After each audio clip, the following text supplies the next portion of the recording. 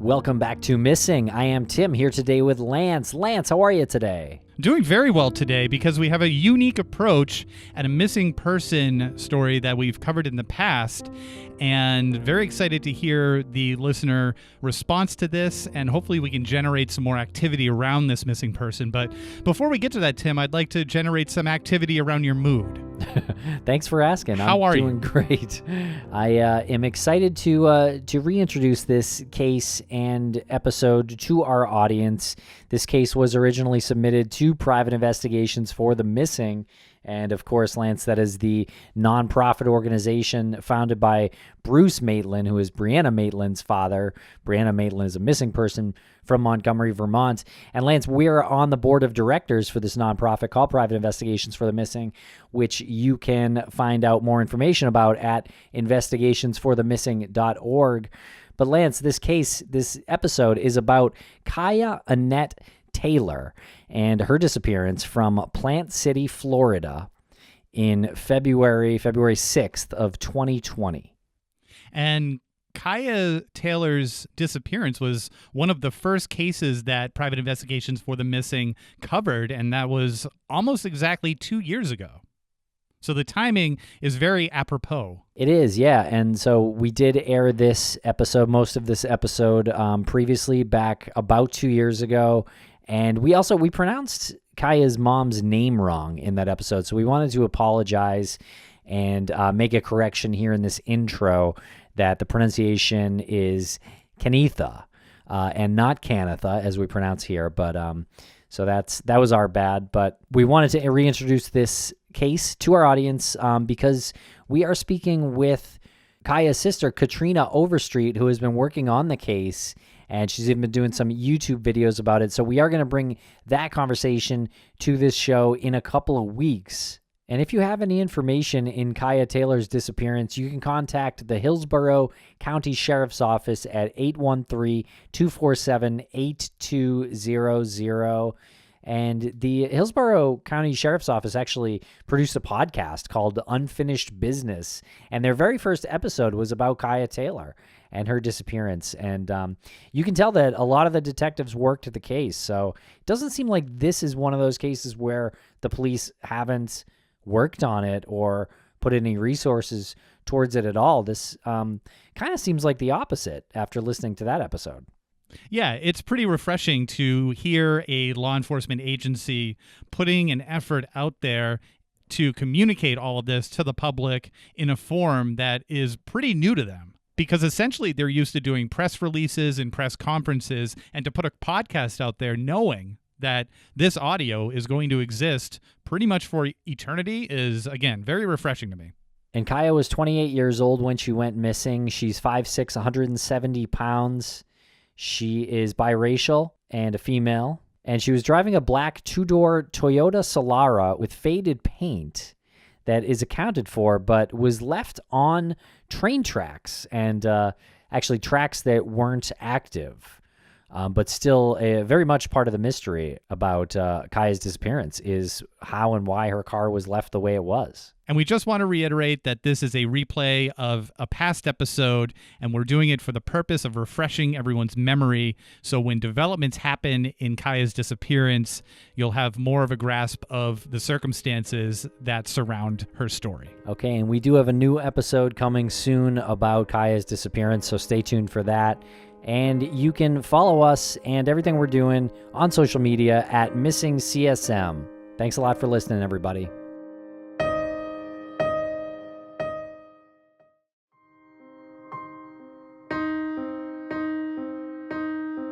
Today, we're going to talk about the disappearance of Cieha Annette Taylor. And this is a case that came into our Private Investigations for the Missing email inbox. Isn't that right, Jen? Yeah, it came into the inbox through PI for the Missing from a friend of the family who was speaking on behalf of Cieha's mother, Canetha, and provided Canetha's information, and I subsequently had a very long, very enlightening conversation with her mother. That's awesome. And I just want to say again, I know this is going to be a bit redundant for people, but Private Investigations for the Missing is the nonprofit that was founded by Bruce Maitland. And what we're trying to do is raise funds and raise awareness for families that have missing loved ones. And we sort of have the frontline first visibility angle going for us. The cases come to us through the inbox. Jen, you research them. You have other people that you work with within the organization that help you research them, but you pretty much take the lead on the research, and then you bring it to us. You put it in a nice document, and you bring it to us, and this is what we're working off of. And on occasion, like you said, you do have family members that you reach out to. Obviously, you want to get as much detail as possible. Just a quick question. When you spoke to her mother, what was that like? What was the initial conversation like? And was it over the phone, email? How did that go down? It was over the phone. I was just struck. I mean, whenever I have conversations with families of missing people, there's a general sense of like desperation, and that seemed to be the case with Canitha. She seemed like a concerned mother, of course. There was also some degree of complacency in her voice, like the police had just not given this case its due attention, and I got the sense that she kind of felt abandoned by the people who are supposed to investigate it. So hopefully we can rectify that by getting Kaya's case out there to the public. Did you get the feeling that the complacency was a sign of her losing hope? I don't think it was losing hope. I think it was, I'm not a psychologist, but it seems like it was like a guarding against hope.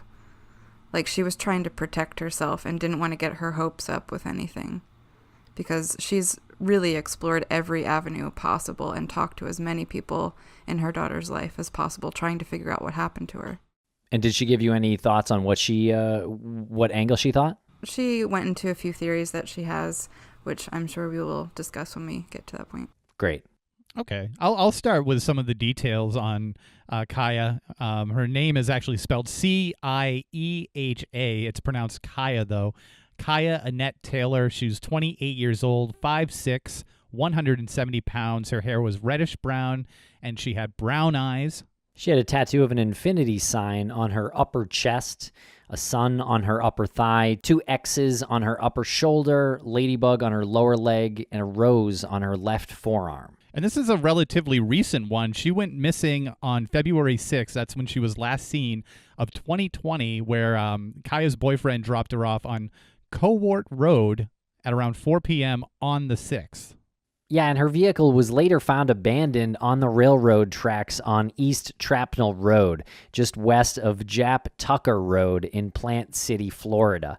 She was last seen wearing a gray, white, blue, and red striped dress, and possibly a pink cardigan as well. I actually drove through Plant City a couple times on my way from Tampa to Orlando. And Plant City is a very rural place in Florida. There's like large fields and kind of swampland. I think it's a large place for agriculture, as the name suggests. But it's not a very populated place when you're thinking of Florida, and it's landlocked. So this is like central Florida, not very populated, lots of farm. Is that what I'm getting here? A lot of farm and a lot of manufacturing? Yeah, that's what it seemed like. And is that what we found her family was mostly doing as an occupation? No, her mother was working in the juvenile system. I'm not sure in what capacity. And then Cieha was working at a call center in Lakeland, Florida at the time. And how did Canitha describe Cieha to be?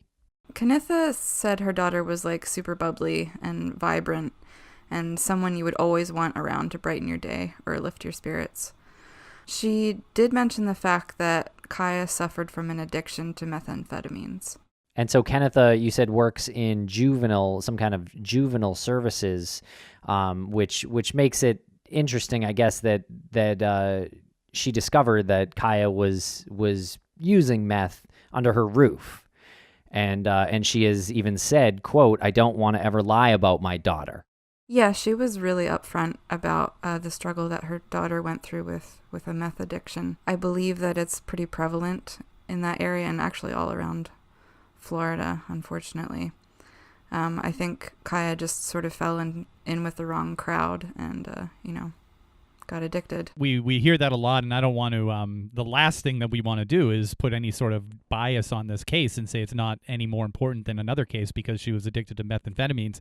It's a terrible addiction, and it's a terrible epidemic that happens in states like Florida, like you said, just falling into the wrong crowd. Who are the people in her crowd? Who are the wrong people that you noticed in her crowd? Some of the people in her crowd were a friend called Kayla and her boyfriend that she was kind of on again, off again with. His name is Jason. I think her boyfriend was kind of involved in some gang activity, and Kayla was a person who was also an addict, and she sold meth. So her mother is pretty sure that Kaya was getting her drugs from her friend Kayla. Okay, and Jason was Kaya's boyfriend, and apparently Kaya was sometimes living with him and then sometimes with her other friend, Tiffany, after she was kicked out of her house. Yes, and I believe Tiffany was a really good influence in Kaya's life. I think Knitha spoke very highly of her, and Tiffany was kind of trying to get Kaya to move away from, that lifestyle, away from Jason. She didn't like him and was letting her, crash at her place to try to get her life in order. And it brings me back to the point that you mentioned about Knitha being guarded or being, just defensive about her hopes being, going up and being let down. I mean, has she resigned herself to the fact that maybe the police aren't looking into this because it is it's got a drug tie to it, and it's that whole stigma that's on her? Is that her belief? I think there's a whole perfect storm. Yeah. Of issues surrounding Kaya's case. Unfortunately, it's a rural area, which doesn't get as much attention from a metropolitan police department. There is the drug issue, and then Kaya is also mixed race, so it could be mixed up with some racist sentiment as well. Yeah, I just get so irritated by all this that it's like there's so many reasons why not to look into something, why not to give something justice, like drugs. She's a mixed race. It's a rural area. It's like, does there have to be a perfect storm of completely accurate things to make, now this is the person we're actually going to look into? It's very frustrating. I know. How many times are we going to hear this? Every time. That the police, every time. Yeah, and Knitha even goes into it here, and she's very, very aware of that too, and she wants to make sure that Kaya is searched for just as hard as they would search for a white, blue-eyed choir girl, is what she said. Yeah, it's a direct quote. Which it seems kind of funny, saying choir girl, but it speaks to a much larger systemic issue that her mother is all too aware of, unfortunately. And Jen, do you want to get into the beginning stages of her disappearance? Are we good to go on that? Yeah, let's get into it.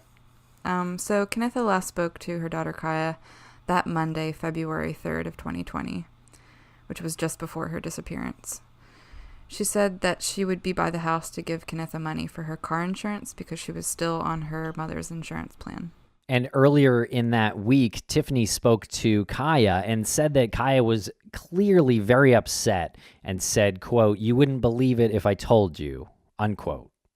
I think this is a very mysterious statement because I don't think that Kaya was in a good position just generally. I don't know what this had to do with, if it had to do with Jason or with Kayla or with another person that was in her life. But clearly she didn't feel comfortable talking to Tiffany about her problems, either because it was just too involved and too complex to explain, or she didn't want to get Tiffany in any kind of trouble with the people she was mixed up with.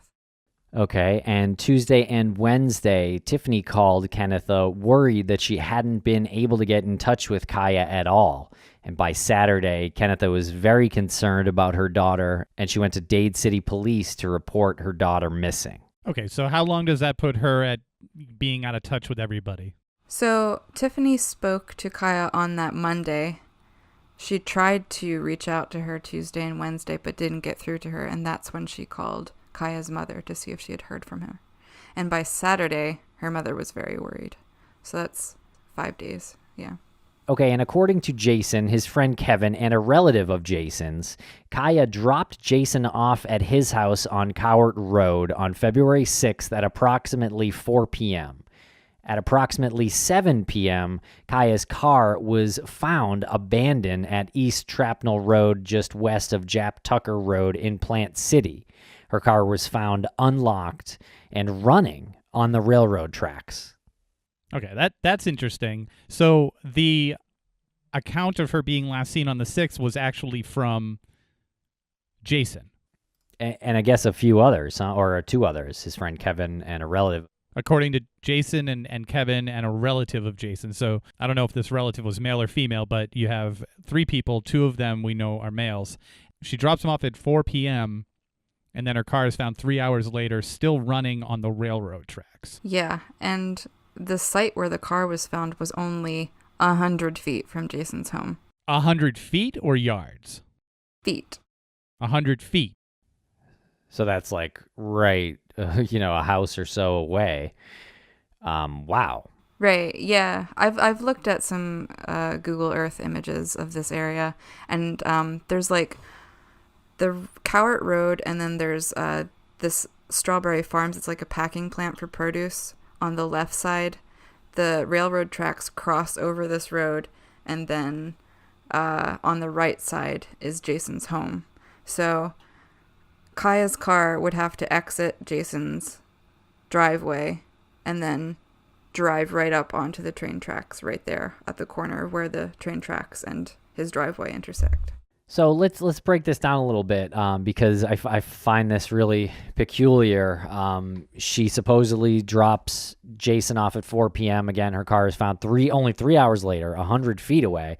So it says that she dropped Jason off. Doesn't mention what happened to Kevin and the relative of Jason's. Did they get dropped off there too? Yeah, they were all at the house at the time that Kaya dropped Jason off. Okay, so her car was found running on the railroad tracks. So what does that suggest to you guys? A couple of things that came to mind for me is that they're trying to make it look like she might have just hopped out of her car and maybe hopped on the train. Was this like a cargo train? Like it was hauling like freight? Was it a freight train, or was it more like a commuter rail train? I believe it was a freight train for transport of goods and stuff. I don't think there was a stop that you could get on the train. See, that's why I'm thinking if anybody were to set this up to make it look suspicious, I would imagine maybe a scenario playing out in their heads. Hey, let's leave the car running to make it look like she just jumped out and maybe hopped on the train to get away, because they're not thinking it through. But I do want to highlight, no one had heard from her 2 days prior, right?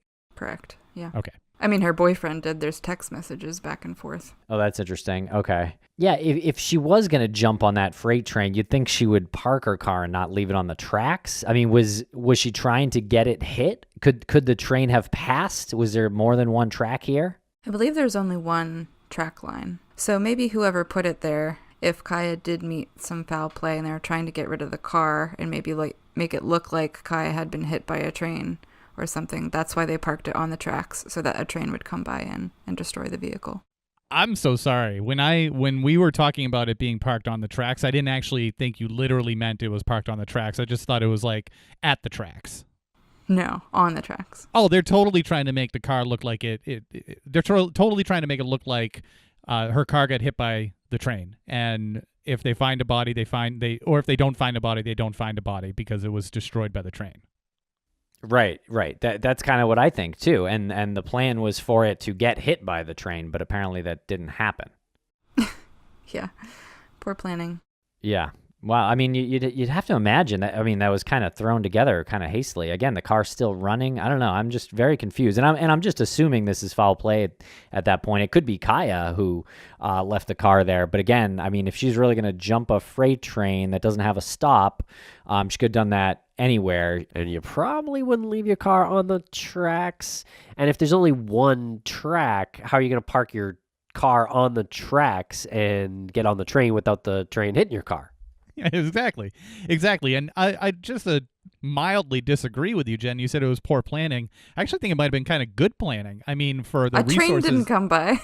Well, other than a train, I'm not saying that the execution was perfect, but I'm saying if they wanted to make it look like something that was an accident where the body might be destroyed to the point of like non-recovery, then I mean, it's not the worst plan in the world. Sure, yeah, but okay, so in this scenario, Cieha is already passed away.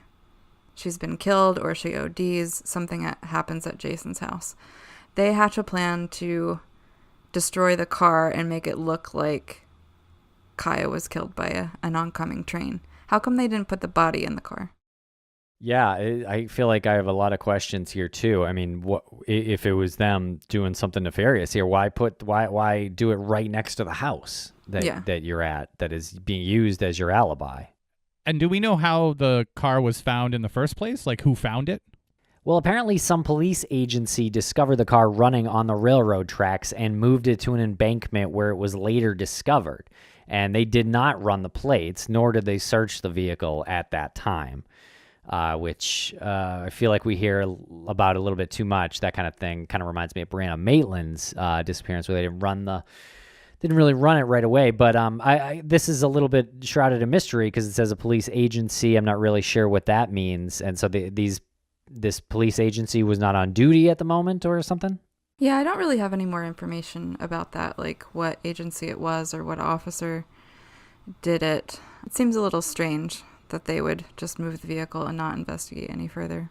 So maybe it was somebody off duty. And do we know who found it once they moved it to an embankment, which is also very strange why it wouldn't be brought to the local like police impoundment lot or something? I don't know. Or why wouldn't Jason say something like, hey, my girlfriend's car is abandoned either on the railroad tracks or after it moved? Like, what he didn't leave his house? Didn't see the car there? Yeah, I feel like this is kind of a tough disappearance to play out if you're assuming Cieha just kind of put the car there herself. I don't understand. She dropped Jason off and the friends off right there, and then 3 hours later only made it 100 feet, or her car only made it 100 feet, and she's gone. It's just so peculiar. Yeah, I agree. It seems pretty implausible if Cieha decided to take off and like start a new life somewhere, or like go with another person in another car. Like, why she would have staged her car like that, unless she wanted to fake her own death in the same way we were talking about if Jason and his companions had put the car there. So when did it finally get back to her friend Tiffany that her car was abandoned?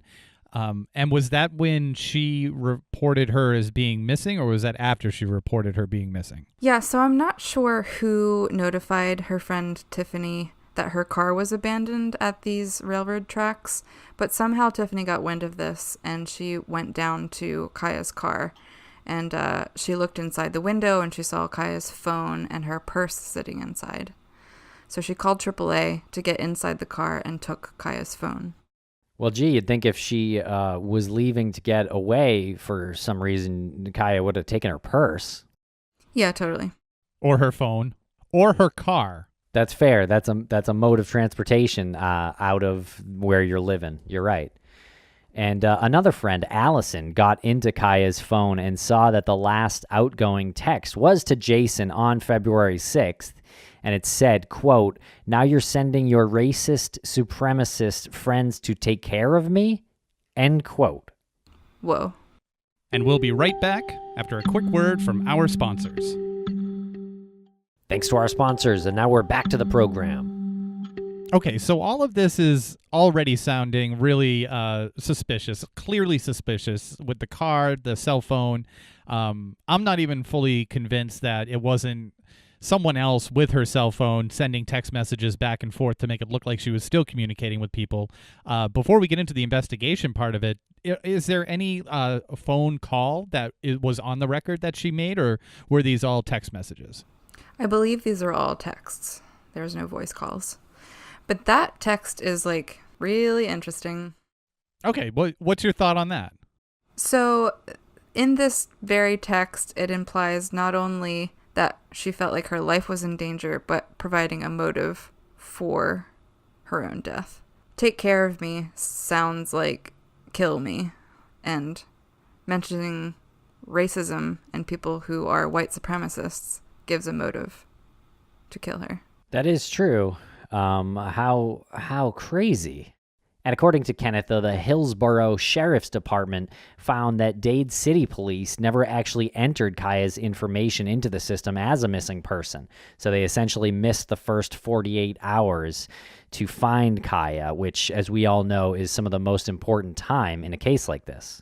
So I think this is like further evidenced by the fact that Kaya's friends were the ones to like do the investigation, like in the first 48 hours. Her friends Tiffany and Allison were the ones to go to the car, open it, recover her phone, and then actually find a way to get into the phone and find that incriminating text message. I'm still a little confused as to when the police formally were involved in this, because if a police agency found the car and it was running, so they simply moved the car to an embankment, did not take the purse or the cell phone. I'm assuming they didn't take the keys. I don't know. But they didn't take the purse, the cell phone. I guess they shut the car off, so we'll leave it at that. When were they formally involved in this? When did somebody go to them and say, this is a very suspicious incident of an abandoned car, and we don't know where the owner is? I think a few days or two or 3 days went by when Dade City did nothing in the investigation. And as we found out later, that they didn't even really file a missing persons report within their own system. So because of this lack of investigation and lack of touching base with the family, Kenneth then went to a different department, the Hillsborough Sheriff's Department, and got them involved. Okay, and about what time was that? Like, how many days had passed since they found the car? I believe it was 3 days. 3 days, okay. And was there anything else in the car, anything else around the car that would suggest Kaya's existence, like would suggest that she was alive or doing something from the time where she was last heard from over the phone, like her voice, to when her car was found, like those 2 days, those 3 days? Is there anything that was found? Well, Kenneth found a receipt in Kaya's car from Ross, and that's a clothing store in Brandon, Florida, which is about 30 minutes away from Plant City.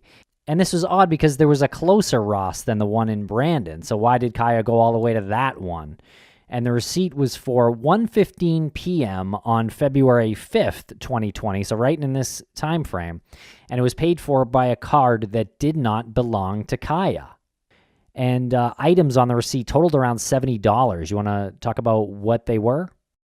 Yeah, so the items on the receipt included a dress and cardigan that we described in the beginning as Kaya was last wearing when she went missing.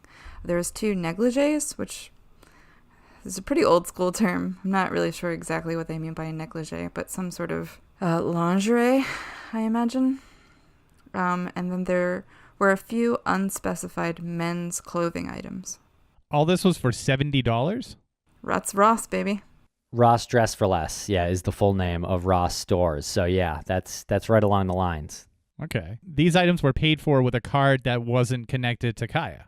Yeah, correct. Okay, so the implication here is that somebody bought them for her, and she was seen wearing that dress, right? That's the description. She was last seen wearing that dress. So either she had access one way or another to the card, or somebody bought these items for her. I think the unspecified men's clothing items would suggest that a man bought these items for her. Do you have any information on who the card traces back to? No, and I'm not sure they did trace that number. It seems like a very solid piece of evidence to follow through on. I'm just not sure if they have and they're not releasing that information, or if they just never did it. Is there anything else that would place her in that area in Brandon, Florida, that would be significant to her, important to her, other than this Ross store? Because this one in particular, you said, was sort of out of the way, right? Yeah, it was super out of the way. I'm looking at the map right now. So Plant City is located in between Brandon, where the Ross store was, and Lakeland, where she worked at the call center. So she would really have no reason other than somebody she knows or she's hanging out in Brandon. But I don't have any information about why she might be in Brandon. Can pretty much guess the answer on this one. Do you know if the police ever went around and to Brandon and went to that particular Ross store, maybe talked to some of the employees? I don't know that. No. Yeah, it'd be nice. I mean, they could have probably easily pulled some surveillance video too. But I do think it's notable that I take it the clothes and were never found in her car. So those negligees and the men's clothing items were also bought and not found. Correct. Also, I want to back up again. Who is it that reported that she was last seen wearing these items. I'm not sure exactly who reported that, but logically it would be Jason, because he was the last one to see her. Okay. So her boyfriend and the people that she was with that day, Jason and Kevin and Jason's relative, who could be the buyer there, for all we know. Right. Well, they're the ones that said that this was what she was wearing the last time we saw her, which matches the receipt that was found in her car. I might be splitting hairs here, but how many times do you buy something, clothing items, and you take them, like, how many times does the receipt fall out of the bag? Like, how many times does the receipt just, you know what I'm saying? Like, receipts are kind of like trash paper almost. I could see that easily just getting left behind in somewhere, and no one looks at, and even like thinks about it twice. A receipt's on the floor of a car. How does it get out of the bag? Are you taking your clothes out of the bag in the car?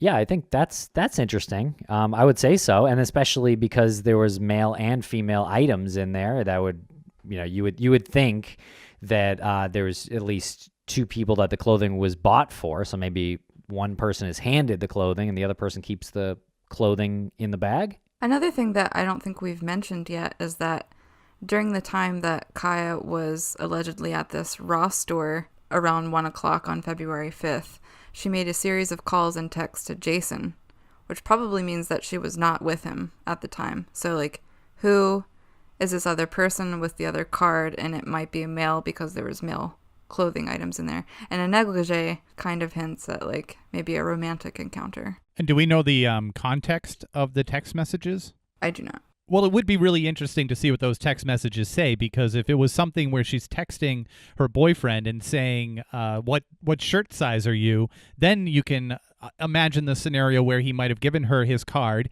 and she said, I'm going to go buy some stuff for myself and I'll pick you up something. Do you need anything? And he says, yeah, a couple of T-shirts or something, or pants or whatever. And she texts him, or some negligees. But then she texts him about it just to confirm, like, the color or size or something. Now, if those text messages were more like, hey, I'm at the movies, or hey, I'm hanging with my mom or something, maybe that's something, to your point, that this was maybe a romantic encounter that she was having, given the negligees, and she was just doing something to divert his attention. And just to get to know some of the people around Kaya a little bit better, Kayla was a childhood friend of Kaya's, and she breezed in and out of Kaya's life. Around the time of Kaya's disappearance, she and Kayla were hanging out again. Kanitha did not approve of this friendship. Again, Kanitha is Kaya's mom, and that's because she knew Kayla was mixed up with drugs and was most likely the person Kaya purchased the meth from. In your conversation with Kanitha, was it clear to you that Kaya was in need of money? Did she have a job or anything like that, Jen? Yeah, she did have a job. She worked in Lakeland at the call center. Okay, that's right. You said that. She, like, right before she disappeared, she had given her mother money for the car insurance. So I don't think she was particularly hurting for money. And then there's Jason, Kaya's boyfriend, and we've talked about him a little bit already. And so Kaya was dating him at the time she went missing, and he ran with a few people who didn't like the fact that Kaya was mixed-raced, as sort of evidenced by that text message that alluded to the fact that his friends were after her. And you also couple that with the fact that the car was found very close to the property, just about 100 feet away, and with the receipt from Ross's, maybe she was seeing somebody else. Jen, was there any other piece of evidence or any other physical piece that of something that Kaya owned that would connect him to her disappearance? Yeah, I sort of neglected to mention that during the search that the Hillsborough Sheriff Department conducted, this was after the fact, after the car was moved, they found a pair of shoes that belonged to Kaya, placed near a telephone pole near the dump site for the car. And this was close to Jason's house. But it definitely was not there at the time that they removed the car. It was found in a subsequent search. What? Well, that's weird. And so we know those shoes were connected somehow? Yeah, I believe either Tiffany or her mother, identified them as Kaya's shoes. So I want to be clear. They took the car, a police agency took the car from the railroad tracks where it was parked on. Car was running. They brought it to an embankment that was nearby and left it there with her purse and cell phone in there. And later on, when the car was discovered by Kaya's friends, that's when her shoes were found next to a telephone pole. No, it was days later during the... Days later? Yeah, days later during the search that the Hillsborough Sheriff Department conducted. So it was on a official search. And I didn't mention the fact that, like, the shoes were located at the base of a telephone pole, and on the telephone pole was a missing persons flyer for Kaya. Okay. Were the shoes neatly placed there? Yes. Not scattered? Yeah, correct. Very neatly placed in pair at the base of the telephone pole. Which had the missing poster. Correct. Yeah. Huh. And we don't know anything about testing on those shoes or anything like that, other than what Kenneth had told you? Yeah, correct. I don't know if there's any forensic testing done on the shoes. And that was still close to Jason's property? Yeah. 100 feet. Do you see that as like a message? Either, like, Jason is supremely dumb and, like, keeps turning up evidence in Kaya's disappearance, like, near his own house, or someone is trying to frame him by placing her car and her belongings near his house. Is there anything else around his house aside from a railroad track? It's just that produce packing place, Strawberry Farms. What do they do there? They pack produce for, like, distribution to grocery stores? Mm-hmm. And so this isn't like a pig farm or something like that? This was a packaging plant? Right. No pigs. Just okay, produce. That's good. Okay. Anyone work there that was connected to Kaya? Not that I know of, but I do know that, like, some workers from Strawberry Farms had been involved in the search for Kaya, and one of those workers at Strawberry Farms found the shoes next to the telephone pole. How extensive were these searches? Lots of police officers, lots of law enforcement, lots of friends and family? I do believe it was pretty extensive. Kenneth mentioned that a helicopter was deployed.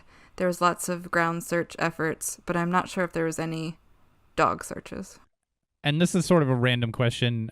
This was early February, about 7 p.m., that they claim the car was left on the railroad tracks. How dark would it be then? Would it be pretty dark, February, Florida, 7 p.m.? Probably almost totally dark, right? Yeah. Yeah, I think so. By 7 p.m. the sun would be down. Okay. Yeah, and those shoes, such a weird clue, found on a drainage pipe near where her car was abandoned, right next to a missing persons flyer about Taylor. And we'll be right back after a quick word from our sponsors. Thanks to our sponsors, and now we're back to the program. Not to get too deep into the meth angle or the drug angle, but did she owe money to anybody? Was she in a circle of users that seemed potentially dangerous, or were they more recreational users? I don't have a straightforward answer for that. There was nothing said to the people around Kaya that she was in any sort of trouble financially or with drug people. The only thing that was sort of mentioned was, like, Jason via that text message. That said, anytime you're involved in drugs, you know, violence is kind of part and parcel of that world, unfortunately. I don't think Kaya was ever involved in, like, dealing anything. I think she was just, like, a recreational user. But her friend Kayla may have been involved in some selling of meth, because I think Kaya got her drug supply from Kayla. So you've got two sides of this that are kind of suspicious or shady, and that's Kayla being Kaya's old friend that Kenneth didn't really appreciate her daughter hanging out with. And then you've got Jason, her boyfriend, Kaya's sometimes boyfriend, and him and his friends. And so they both seem like they were tied into drugs a little bit. So it seems like the most likely direction is one of those angles, one of those friend groups, I guess. Yeah, and apparently according to her mother, Kennetha, Kaya had made a call to her sponsor for NA, and she was going to try to get clean right before her disappearance. I don't know if that provides any motive for someone to, like, hook her back on drugs to keep her as a customer or whatever. But it is a curious thing, like, right before she goes missing, she, like, really wants to, stop this lifestyle. And you said NA, that's Narcotics Anonymous? Yeah. Could she have been submitting a tip about drug dealers? I don't think that's how NA works. I think it's just a support system for people with addiction. Okay. It's not a law enforcement thing. But you said that she was in touch with her sponsor. So had she gone to NA before and had a sponsor? Because... Yeah, I believe that Kaya had been struggling for a couple years with addiction. I don't know if it was always meth, but she had gotten clean and then gone back to that world a few times in the past. Okay. And was there any indication that she was in an abusive relationship with anybody? I believe there's some suspicion cast on Jason. Not sure if it was physical abuse or verbal abuse, but it was kind of a toxic relationship according to the people close to Kaya. Okay, so what do you guys think? And what did Kennetha think too, Jen? Kennetha thinks there's like two avenues in this case. Like, obviously one of them is Jason, that if he's not responsible for her disappearance, he perhaps knows more than he is willing to say. A big thing on Kennetha's radar was Kayla's involvement with a potential sex trafficking ring, and that perhaps Kaya could have been trafficked. Wow. Where did she get this? Was there something that was going on in the area? Is that like a hot spot? Plant City is definitely not a hot spot, but Florida in itself is definitely a state that is known for some trafficking. Well, the negligees I thought was kind of interesting and kind of made me think that too. And we also know that, I think, contrary to a lot of people's beliefs, that the average age of registered victims of trafficking is 27, which I think is older than most people would imagine. Yeah, I was definitely surprised by that fact. And I think they give the range between 19 and 33 years old. Well, that just leads me to wonder who took her to put her into a sex trafficking ring at that time and in that spot.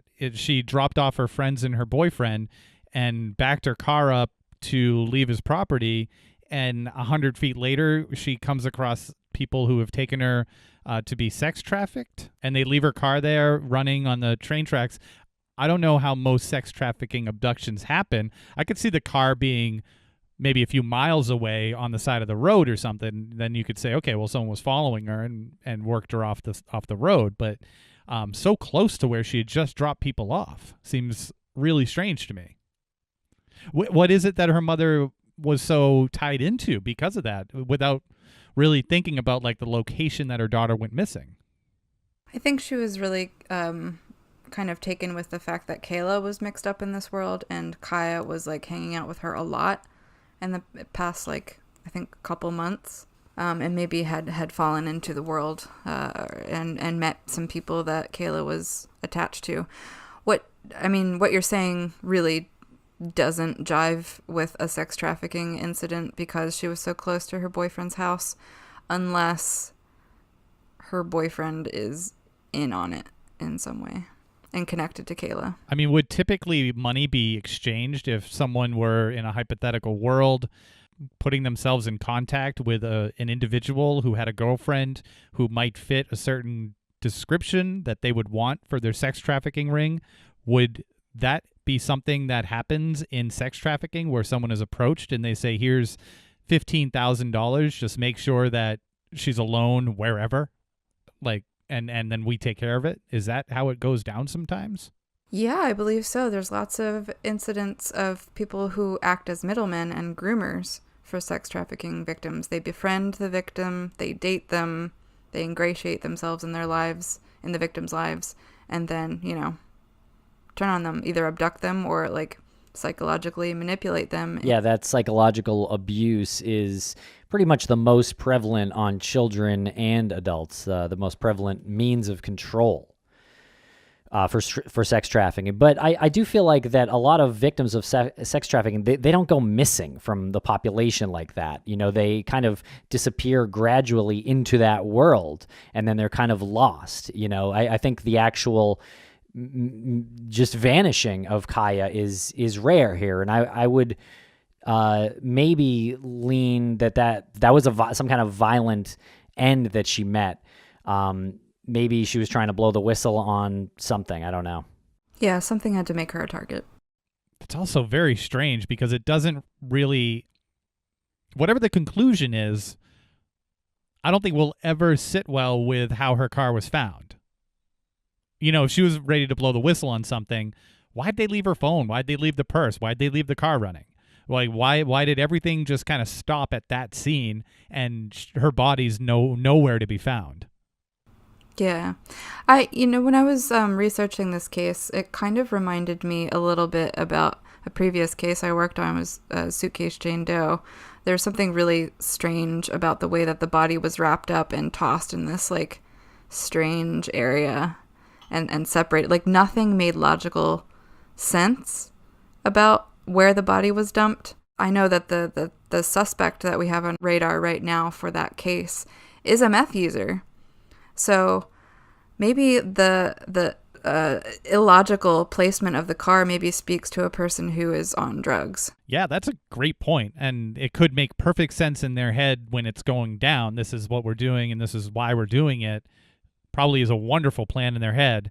And it does have some base in logic somewhere, but it's just overall completely irrational. But where's her body? Yeah, and very hasty.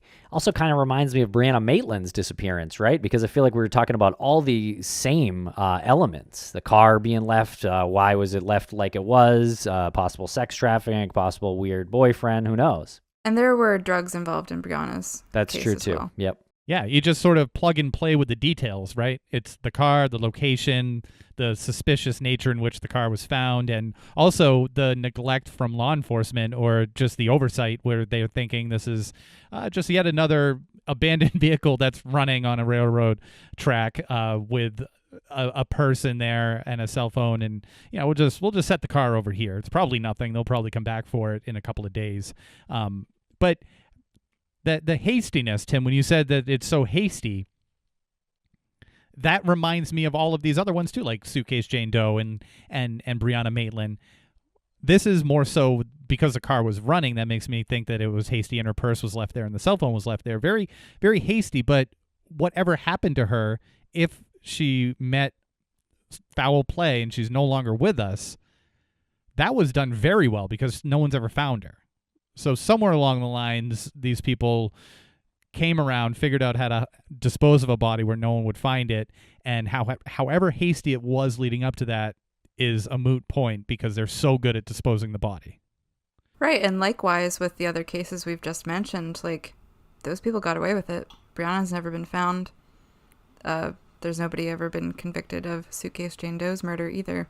So, like, even though it seems like so illogical, maybe that kind of works in their favor. Like, you can't put together the thought pattern of somebody who committed these crimes, like, makes it that much harder to, like, follow clues back to a suspect. Do you know what I mean? Oh, yeah. Completely unintentional, right? Like, these people aren't master criminals. They were terrible at the part that was before the disposal. Once they had time to absorb it and think it through, then they figured out how to just, make a couple of moves to ensure that these bodies would never be found. What fell in line for them in a very fortuitous way was law enforcement neglect and, I guess, circles of friends that were unsavory, so no one really wanted to touch it. Yeah, I think that can't be stressed enough that law enforcement dropped the ball with this case. And I just want to put a reminder out there to everybody who might be a little turned off by somebody who does drugs. Like, addiction is an illness. And just because she had an addiction and an illness doesn't mean that she doesn't deserve justice and deserve the same kind of work that law enforcement would put into another case that doesn't involve these elements. Yeah, for sure. Well said. And honestly, like, the more attention that these types of cases get where there is a drug element really should just be worked on harder because it speaks to a deficiency in society, right? It speaks to something that needs to be fixed. Getting really tired of hearing these stories where all of these excuses line up. Too busy, drug problem, marginalized member of society. Like, what are you working on then? Like, does it have to be gift wrapped all the time? And it's very frustrating, and it's again speaks to just a bigger issue, like you said in the beginning, more of a systemic issue. Yeah, absolutely. And I really do think that this is the type of case that can be solved by someone coming forward with information. So if you have information about Cieha Taylor's disappearance, please call the Hillsborough Sheriff's Department with that information and help solve this case. And you can reach the Hillsborough County Sheriff's Office at 813-247-8000. 813-247-8000.